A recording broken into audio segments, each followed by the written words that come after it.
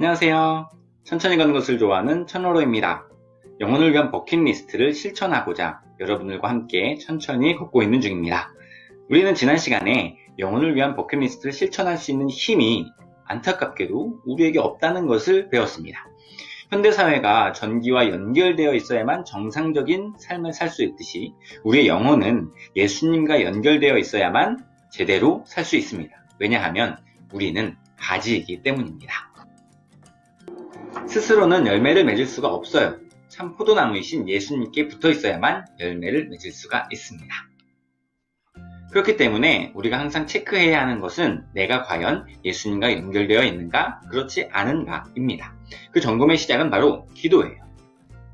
이것저것 기도할 것이 많은 인생이지만 제일 먼저 예수님과 연결되어 있게 해달라는 기도를 할 수 있는 저와 여러분들이 될 수 있기를 간절히 소망합니다. 기도는요, 예수님과의 관계 유지를 위한 것임을 잊지 마시기를 바랍니다. 하지만 만약 그 기도가 잘 나오지 않는다면 농부 되신 하나님께서 도와주실 것입니다. 어떻게요? 가지치기를 통해서 도와주실 것입니다. 하나님께서는 우리가 가지고 있는 예수님을 찾지 못하게 만드는 가지들을 친절하게 잘라주실 거예요. 그럼 아픕니다. 하지만 아프면서 좋은 일이에요. 왜냐하면 그 과정을 통해 우리는 예수님께 더 붙어있게 되기 때문입니다. 오늘은 이렇게 예수님께 연결되어 있으면 맺게 되는 열매들에 대해서 생각해 보려고 합니다. 예수님께 연결되어 있을 때 첫 번째 변화는 바로 신체에서 나타납니다. 신기하죠? 영혼의 변화가 곧장 몸의 변화로 이어진다는 것입니다. 우리 안에 하나님께서 계시기 시작하면서 우리는 하나님의 성전으로, 교회로 변화되기 때문입니다. 우리 안에 하나님께서 계심으로 우리는 하나님의 성전, 즉 교회가 되는 것입니다. 고린도전서 6장에 보면 이런 말씀이 있어요. 너희 몸은 너희가 하나님께로부터 받은 바 너희 가운데 계신 성령님의 전인 줄을 알지 못하느냐. 너희는 너희의 것이 아니라. 무슨 뜻인가요? 예수님께 연결되어 있으면 내 몸이 내 것이 아닌 게 됩니다. 이게 하나님 것이 되는 것이죠. 내 몸을 내 마음대로 할 수 있는 것이 아니라는 것을 깨닫게 되는 것입니다. 그러면 삶이 달라지는 것이죠. 나를 위해 움직였던 것들을 이제는 하나님을 위해 움직이게 됩니다. 자기 만족, 내 유익, 육체적인 쾌락에서 벗어나 하나님의 영광을 위해서 사는 인생이 되는 것입니다. 마지막에 이렇게 이야기하고 있죠. 그런즉 너희 몸으로 하나님께 영광을 돌리라. 하나님이 영광을 위한다는 것은요, 하나님의 살아계심을 인정하면서 사는 것을 말합니다. 하나님께서 살아계시고 지금 내 안에 계신다면 우리는 어떤 삶을 살게 될까요? 우리는 하나님의 성전입니다. 우리 안에 예수님이 정말 거하시는 것을 우리가 진짜 믿고 주님을 계속 바라보고 산다면 누구나 우리를 보면 그리스도 예수 안에서 행하는 사람의 모습을 보게 되는 것입니다. 그게 예수님의 마음으로 모든 것을 보는 사람이라는 뜻입니다. 우리가 정말 하나님의 성전인 사람인지는 공동체 안에 시험이 생기면 금방 드러나게 됩니다. 19절 20절에 주님께서 허락하시면 내가 속히 여러분에게로 가서 그 교만해진 사람들의 말이 아니라 능력을 알아보겠습니다. 하나님의 나라는 말에 있지 아니하고 능력에 있습니다. 사도 바울이 고린도 교회를 이제 다시 방문하면 그 고린도 교회 지도자들의 말을 들을 게 아니고 능력을 보겠다는 거예요. 그때 그 능력이 뭡니까? 예수 그리스도를 볼 수 있는가 하는 거예요. 그 사람을 보면 예수님 보는 것 같은가? 여러분, 지금도 우리가 어떤 지도자들을 따라갈 때 잘 분별해야 합니다. 그 사람의 말을 듣는 게 아니고 그 사람을 보면 예수님을 보는 것 같은가? 하나님의 성전인 사람인가? 그 점이 분명해야 합니다. 능력 중에 능력은 은사나 기적을 행하는 게 아니고 예수님 그분이 드러나는 것입니다. 예수님이 가장 큰 능력이시잖아요. 네, 우리 귀한 목사님께서 말씀을 전해주셨죠.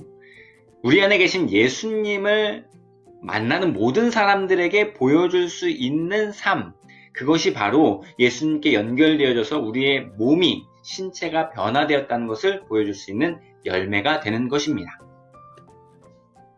예수님께 연결되어 있을 때의 두 번째 변화는 정서에서 나타납니다. 보통 사람들은 감정에 따라 움직입니다. 요즘 사람들이 특히 심합니다. 내 기분이 중요하니까요. 내가 하고 싶은 마음이 들어야 일을 해요. 내가 가고 싶은 마음이 들어야 교회도 가죠. 내 기분이 좋아야만 상대방에게도 좋게 대합니다. 내 기분 따라 사는 거예요. 세상은요, 그게 맞다고 말을 합니다. 하지만 예수님께 연결되어 있으면 감정을 인정하면서도 감정에 통제되지 않을 수 있어요. 오늘 나의 기분이 나의 태도가 되지 않는다는 것입니다. 그것이 도대체 어떤 삶인지 예수님을 통해서 엿볼 수가 있어요.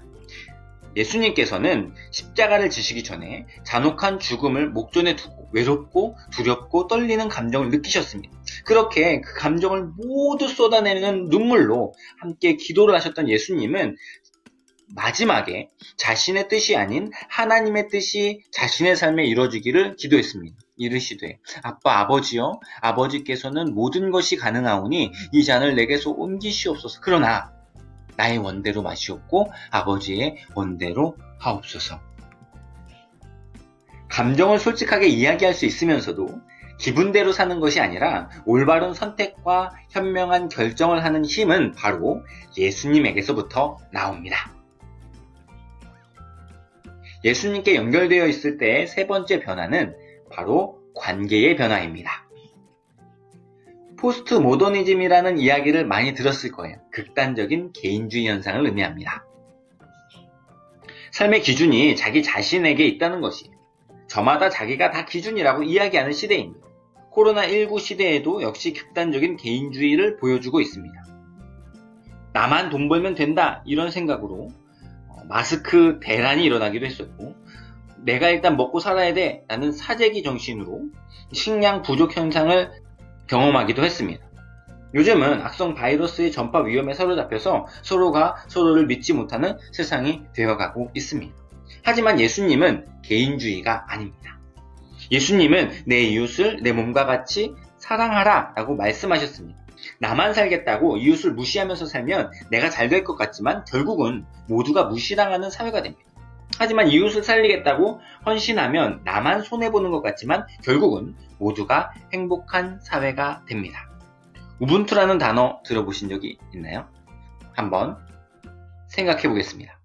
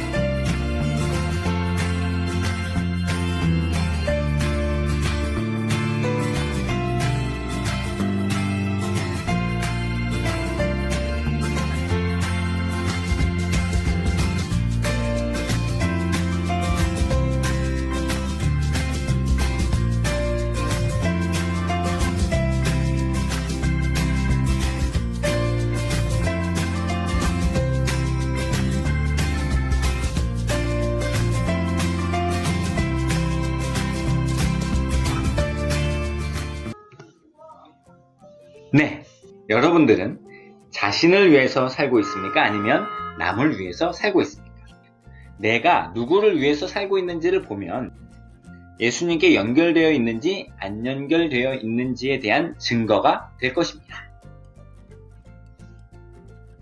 오늘은 예수님께 연결되어 있을 때에 맺게 되는 열매들에 대해서 살펴보았습니다.